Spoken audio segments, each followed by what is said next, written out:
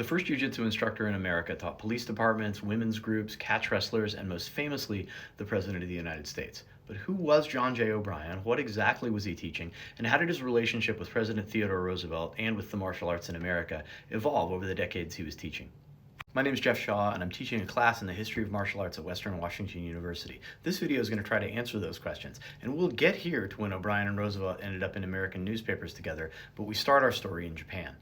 Unlike some of the folks writing about and claiming to teach jiu-jitsu or judo at the time, O'Brien had legitimate training experience. He was a police constable in Nagasaki starting in 1895, and he trained traditional Japanese jiu-jitsu there. This is an excerpt from Maruto Pedreira's great book, Craze, part of a two-book series that you really owe it to yourself to check out if you're interested in a deep dive on some of the stuff we talk about in this video.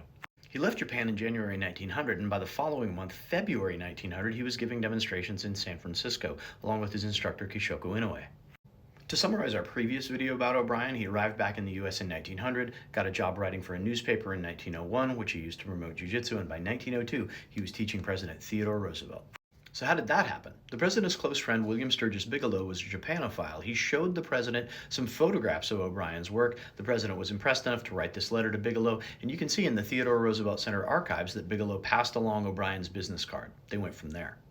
We know from letters exchanged between Roosevelt's people, O'Brien, and Bigelow that the president bought an 8-week course in jiu-jitsu, attended some of those lessons starting in March 1902, and by June 5th had stopped training without fully completing the curriculum. Every martial arts instructor out there is nodding. Roosevelt did say really nice things about O'Brien's system. He called the lessons marvelous, but said the system was difficult to learn. What he was actually teaching we'll get into toward the end of this video. This got incredible amounts of press coverage at the time, not surprising because the president was doing it, but it tells us a lot about how the media was representing Roosevelt as an example of the strenuous life and physical culture.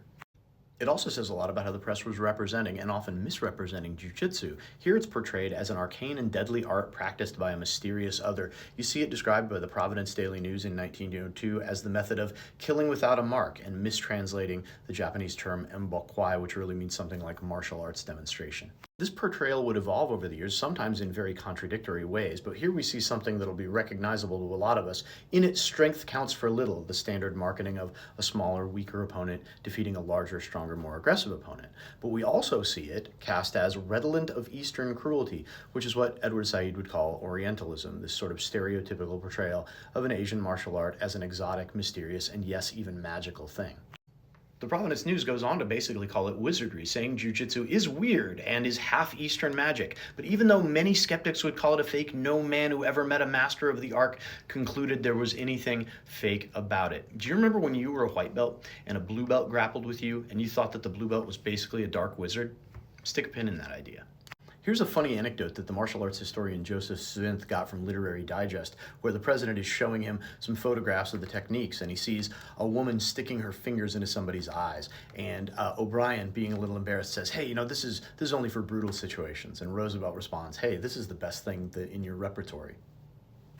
The president had stopped training with O'Brien in 1902, remember, but by 1904, he was taking lessons from the legendary Kodokan judoka Yoshitsugu Yamashita. Now, we'll talk a lot about Yamashita, and this is a great essay by Svint called Professor Yamashita Goes to Washington, which you should check out, but we'll talk about Yamashita later. For now, let's talk about O'Brien's reaction to the president training with Yamashita.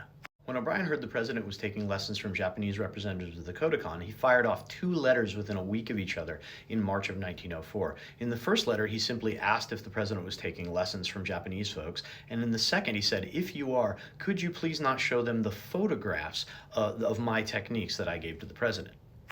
When the President's Secretary William Loeb didn't specifically respond to these questions, he fired off another letter 5 days later that said, "Hey, these folks would not hesitate to copy my work and take credit for it." Was that really what he was concerned about? I have a theory that I'll tell you about at the end of this video, but for now, let's look at this rather snarky letter where he says he feels sore under the circumstances that the president stopped taking his lessons and was taking lessons with the Japanese instead because he had given up the opportunity to teach other students, thereby foregoing the opportunity to earn money. And also, he's very worried, he uses the term very touchy, about that photography business, really asking again that the president not show Yamashita and company the techniques that O'Brien says he had adapted himself. Last thing about this very direct letter, he says, "I know y'all have concerns that I'm using the president's name for advertising purposes. I can assure you, I would not do such a thing," he writes. That was March 19, 1904. This is the cover of the book he published in 1905. This is the author photo of that book and the bio. John O'Brien would never. He might not have kept teaching the president after 1902, but he kept active in the martial arts community, teaching at least 3 different police departments, at least 2 different catch wrestlers, and serving as a referee and judge at professional wrestling matches. O'Brien also taught some lessons to a doctor named Tate McKenzie, a guy who had some unique ideas about how to demonstrate jiu-jitsu. We'll get into that in a subsequent video. Some sources, like the Ogden Standard here from November 1913, even claim that O'Brien taught the catch wrestler Frank Gotch his famous toe hold.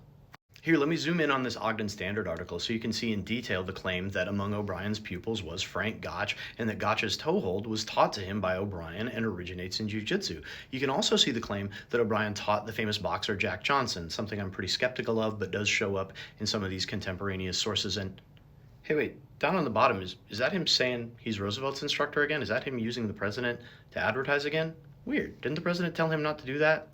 By 1913, the president had seen enough, and he had his personal secretary write O'Brien a letter saying, "Hey, I know you're using my name, and you're even issuing a course with the title, The Course of Jiu-Jitsu President Theodore Roosevelt Took, and that Roosevelt thinks that's entirely improper for you to make mention to him and to make profit off of him in this way, and asks him to cease and desist." Irrespective of whether it was appropriate or not for him to be invoking the president's name, what exactly was he teaching during this time, and what exactly was he teaching the president? Fortunately, we have some sources that can shed some light on this, like this article from 1902 from the San Francisco Call, which has about 10 positions that O'Brien and Inoue, his instructor, are running through, including some you will recognize as things that evolved into the modern ankle lock. There are other positions that you can see their evolution from traditional Japanese jiu-jitsu to what we would call jiu-jitsu today, or what the Gracies would call Gracie jiu-jitsu. Those of us who studied that form will recognize this as the finishing move of one of the rear bear hug defenses. You can even see some throws that today would be recognizable in jiu-jitsu and judo in their sort of proto form. Great news for those of us who love to study technical evolution is that this book is available online for free on the Internet Archive, archive.org, and I'll throw a link to that in my story if you're interested. I try to stick to the facts in these videos and show you all my sources, but sometimes facts need interpretation, and let me give you 2 elements of my interpretation. The first is the techniques in this book are composed of legit traditional Japanese jiu-jitsu techniques that O'Brien learned when he was in Japan, some recognizable techniques that would evolve into throws and other submission holds that we would see later in submission grappling arts, and then some really corny stuff. You can check out the book for free and judge for yourself, but here's a great example. "Good day, sir." And then you whack him with your hat. I'm not doing this for mockery purposes, but I am doing it to show you where these techniques originated. Let's go back to this letter that O'Brien sent to President Roosevelt's people on March 14th, 1904, where he urges them, please don't show the Japanese folks led by Yamashita the photographs that I showed you of my techniques, because almost all of these are of my own development from the Japanese system. This is where we get into my second interpretation of the data. The data clearly show that O'Brien asked the president not to show his material to the Japanese folks. His stated reason was, hey, they'll just copy my stuff and claim credit for it. I have a different interpretation. Everyone who has been training a long time has trained with a tough person with some physical advantages who is maybe between the 4-stripe white belt level and the 2-stripe blue belt level, so knows some stuff but isn't an expert, and yet is able to give fits to people, even people who've trained a little bit more. Now drop that person into 1900 America, where no one's seen anything like jiu-jitsu before. You remember how the Providence Daily News said this stuff is like magic? Isn't that guy gonna look like a magician? And I think that was John O'Brien. This is not me trying to cast aspersions on John O'Brien, because everybody's got to start somewhere, and someone that's never seen a martial art before can learn a lot from a tough blue belt. But a tough blue belt is different than a legitimate black belt, and it really sheds light on this report from the New York World 2 years later, when it says that when Yamashita and his partner, Sunichiro Tomita, showed President Roosevelt what they had to offer, they showed him what jiu-jitsu really was, and he was engaged on the spot. There's certainly more we could say about John O'Brien, and a ton more that we will say about Yoshitsugu Yamashita in the very near future. But for now, I think we can sum it up by saying John O'Brien, regardless of his experience level, was very important to the development of jiu-jitsu and other martial arts in America. And for that alone, gotta tip your cap to him.